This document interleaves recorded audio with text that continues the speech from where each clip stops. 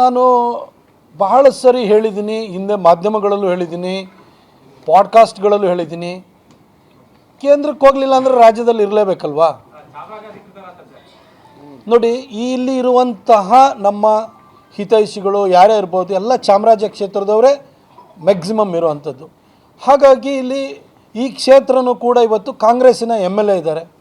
ಇಲ್ಲಿ ಅವಕಾಶಗಳಿದೆ. ಶಂಕರಲಿಂಗೇಗೌಡರಂತಹ ಒಬ್ಬ ಜನಪರ ವ್ಯಕ್ತಿ, ಸಮಾಜದ ಬಗ್ಗೆ ಕಾಳಜಿ ಇಟ್ಕೊಂಡಿದ್ದಂಥವ್ರು, ಎಲ್ಲರ ಜೊತೆ ಸ್ನೇಹ ವಿಶ್ವಾಸ ಇದ್ದಂತಹ ಶಂಕರಲಿಂಗೇಗೌಡರನ್ನ ಸತತವಾಗಿ 4 ಸರಿ ಗೆಲ್ಲಿಸಿದಂಥ ಕ್ಷೇತ್ರ, ಒಳ್ಳೆತನಕ್ಕೆ ಬೆಲೆ ಕೊಡುವಂಥ, ಮಣೆ ಹಾಕುವಂಥ ಕ್ಷೇತ್ರ.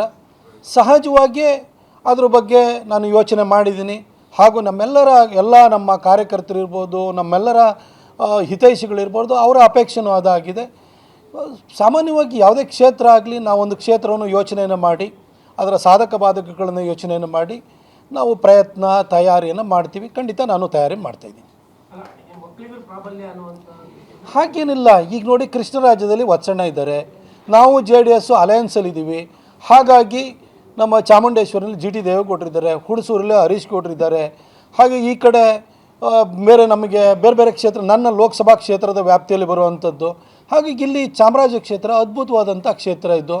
ಇಲ್ಲಿ ಯಾವಾಗಲೂ ಒಳ್ಳೆತನಕ್ಕೆ ಬೆಲೆ ಕೊಡುವಂಥ, ಇಲ್ಲಿ ನೀವು ಕವರಿಗೆ ಎಷ್ಟು ಕಾಸಾಗಿ ಕೊಡ್ತೀರಿ ಅದರ ಬೆಲೆ ಯಾರ ಭವಿಷ್ಯನೂ ನಿರ್ಧಾರ ಮಾಡಲ್ಲ. ಒಳ್ಳೆತನಕ್ಕೆ ಬೆಲೆ ಕೊಡುವಂಥ ಕ್ಷೇತ್ರ. ಸಹಜವಾಗಿ ಇದೊಂದು ನ್ಯಾಚುರಲ್ ಚಾಯ್ಸ್, ಇದು ಸ್ವಾಭಾವಿಕವಾದಂಥ ಆಯ್ಕೆ ಇದಾಗಿದೆ.